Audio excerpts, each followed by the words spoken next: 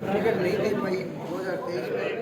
कार्यकर्ताओं के दबाव के कारण मुझे चुनाव लड़ना पड़ा, बागी हो गए। लेकिन विधानसभा चुनाव 2023 में बीजेपी से बगावत करने के कारण झुंझुनू के प्रत्याशी राजेंद्र सिंह भांबू को पार्टी से निष्कासित कर दिया गया था।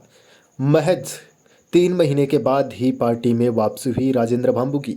पार्टी की वापसी होते ही राजेंद्र भांबू ने कुछ ऐसा बोला है जो पार्टी के लिए आप जरूर सुनिएगा। वहीं राजेंद्र भांबू को 6 साल के लिए पार्टी से निष्कासित किया गया था, लेकिन महज 3 महीने में ही उनकी पार्टी में वापसी हो गई।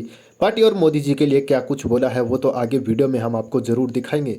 और साथ ही साथ राजेंद्र भांबू लोकसभा चुनाव को देखते हुए बीजेपी ने इनको फिर से पार्टी के साथ जोड़ लिया है और उन्होंने भी कहा है कि हम पूरी जान से बीजेपी के मिशन को सफल बनाएंगे। वहीं साथ ही साथ राजेंद्र भांबू ने बोला कि कार्यकर्ताओं के दबाव के होने के कारण मुझे पार्टी से बगावत कर निर्दलीय चुनाव लड़ना स्वीकार हुआ। हालांकि मेरी ऐसी कोई भी मंशा नहीं थी, लेकिन राजेंद्र भांबू पहले भी ऐसी बातें बोल चुके हैं कि उनके और पार्टी के बीच किसी भी प्रकार का कोई मनमुटाव नहीं है। हालांकि जो टिकट झुंझुनू विधानसभा क्षेत्र से दिया गया था, सिर्फ उनका उस प्रत्याशी के विरोध में ही चुनाव आंदोलन है, ना कि पार्टी के खिलाफ। उनके और पार्टी के विचार हमेशा एक हैं और हमेशा एक रहेंगे।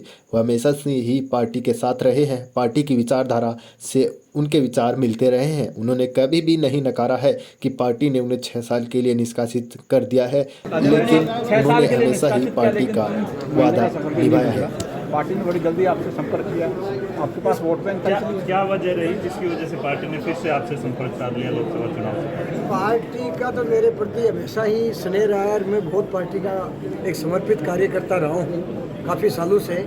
लेकिन किसी कारणवश मैं 2023 में झुंझुनू विधानसभा से टिकट का आकांक्षी था, लेकिन कई बार परिस्थिति ऐसी हो जाती है कि अच्छे कार्यकर्ता भी वंचित हो जाता है टिकट से।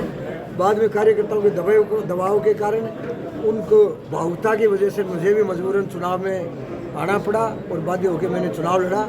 लेकिन इस गलती को मैंने भी एहसास किया और पार्टी के शीर्ष नेतृत्व को मैं धन्यवाद देना चाहूँगा कि उन्होंने 6 साल की बजाय मुझे 3 महीने में ही पुनः ऐसा मौका दिया कि आज मोदी जी जो 400 पार का जो आज विज़न है और विकसित भारत की जो संकल्पना है उसको सीधी तक पहुंचाने के लिए मेरे जैसे एक मामूली से कार्यकर्ताओं को पुनः याद किया।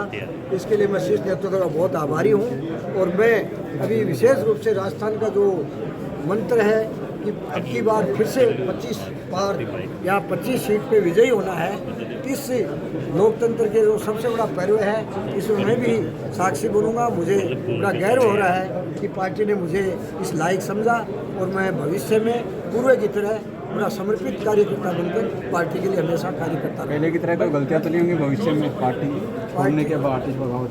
निश्चित रूप से कोई गलती नहीं होगी, पूरी तरह से समर्पित रहूँगी। भाई साहब, एक भारत माता की जय को लेकर बड़ा विवाद चला, तो अब आप भाजपा में ज्वाइन करने जा रहे हो, तो क्या भारत माता की जय आप बोलना शुरू करोगे? भारत माता की जय तो बोलते ही रहे। भारत माता की जय भाजपा मैं तो सिर्फ 3 महीने ही अलग रहा हूँ, मैं तो हमेशा बोलता ही रहा हूँ। निर्दलीय था तो भी भारत माता की जय बोलता रहा हूँ मैं तो। भारत माता की जय क्यों नहीं बोलेंगे? सिर्फ भाजपा ही थोड़ी बोलती है भारत माता, प्रत्येक सनातनी भारत माता की जय बोलता है।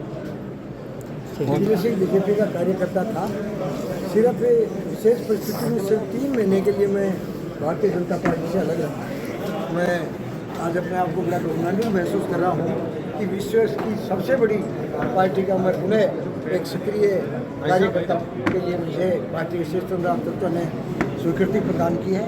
तो आज जो मोदी जी का विकसित भारत का संकल्प है उसके अंदर मैं भी साक्षी बनूंगा, इसलिए मैं अपने आप को गौरवान्वित महसूस कर रहा हूँ, भाग्यशाली महसूस कर रहा हूँ। पार्टी ने मुझे पूर्व में भी अनेक दायित्व दिए जिनका निर्वहन मैं बड़ी कर्तव्यता से करता रहा हूँ और आगे भी करता हूँ।